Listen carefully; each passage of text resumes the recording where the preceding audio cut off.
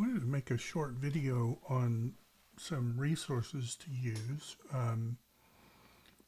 If you chose to use the printed Hebrew Bible, then I would suggest that you print out the ACOT resources, and whenever you do the translation, I would take the text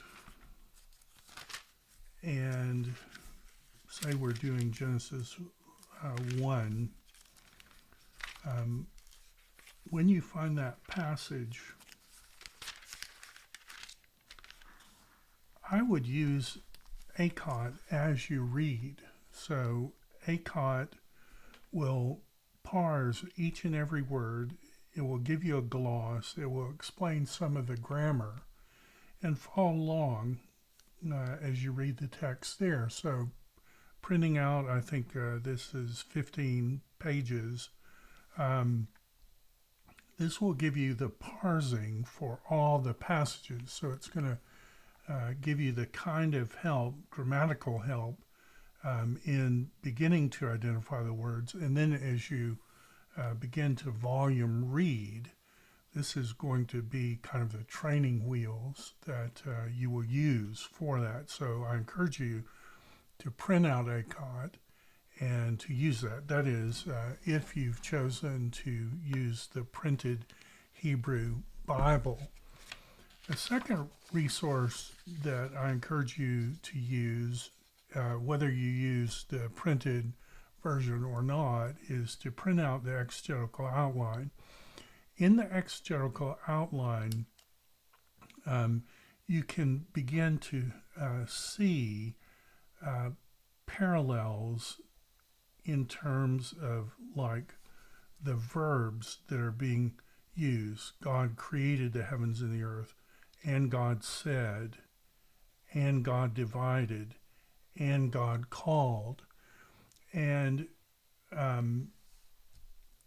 I find that sometimes if you actually help yourself see the grammar, that it gives you an insight into the language. And so the exegetical outline is really meant for a way to help you visualize the Hebrew grammar. Lastly, as you begin to read, you may want to print out this translation and pronunciation guide.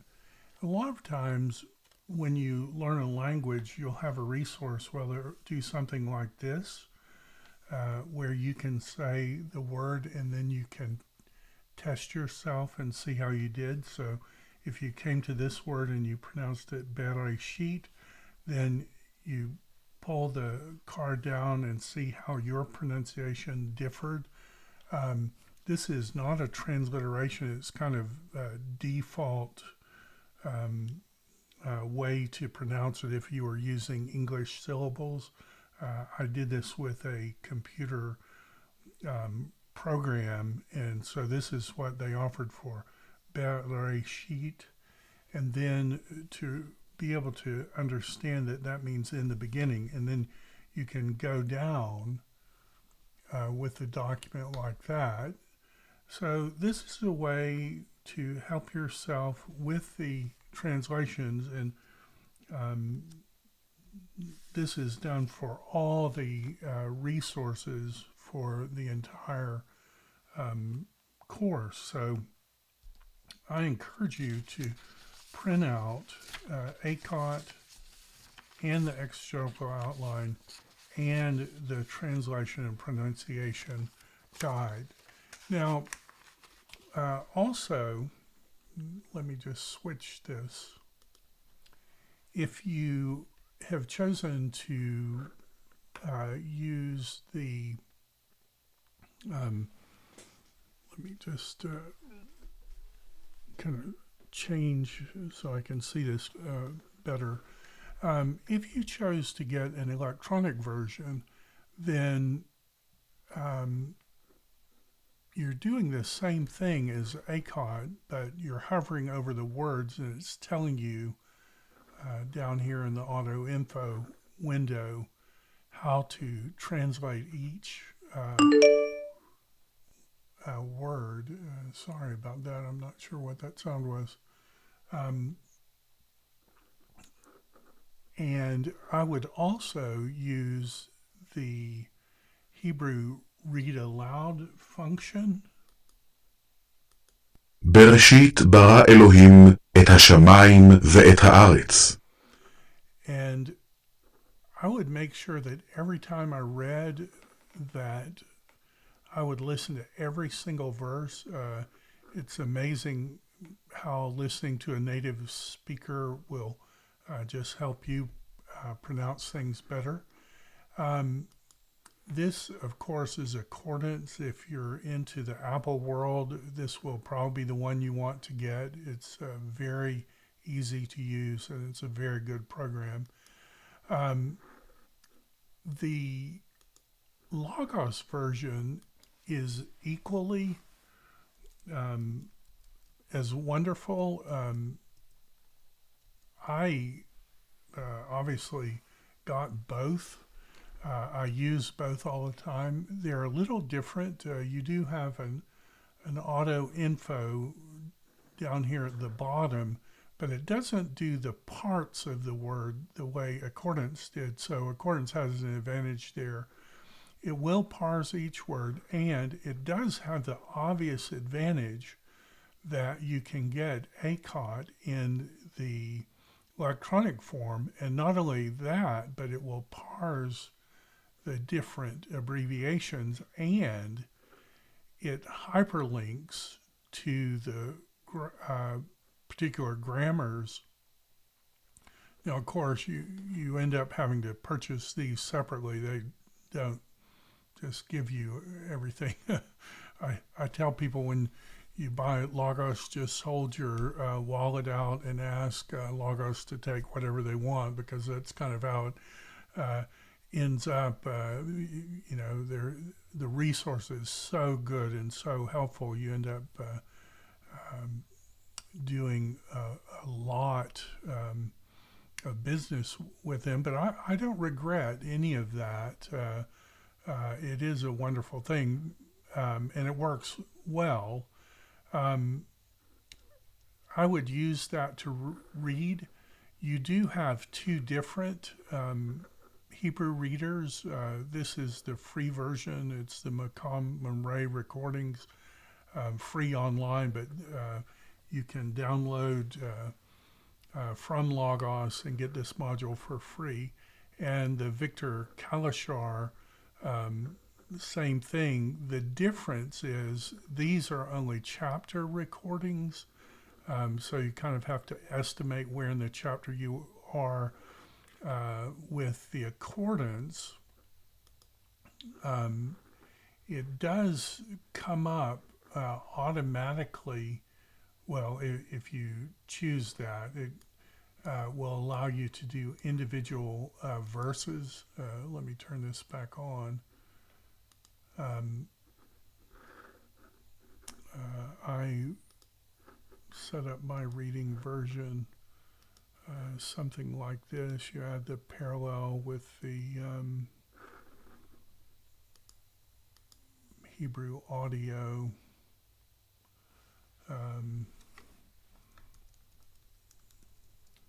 Hebrew audio, and you pick the verses version. And when you do that,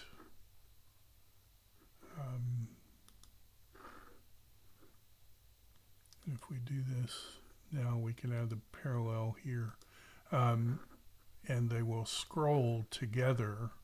So as you go through the text, you can pick out individual verses. You cannot do that in Logos, but you do have two different readers in Logos. And so these are both very good tools. Logos does allow a little bit better research. So I've been using this since 2009, and I've invested a lot of my development money in that.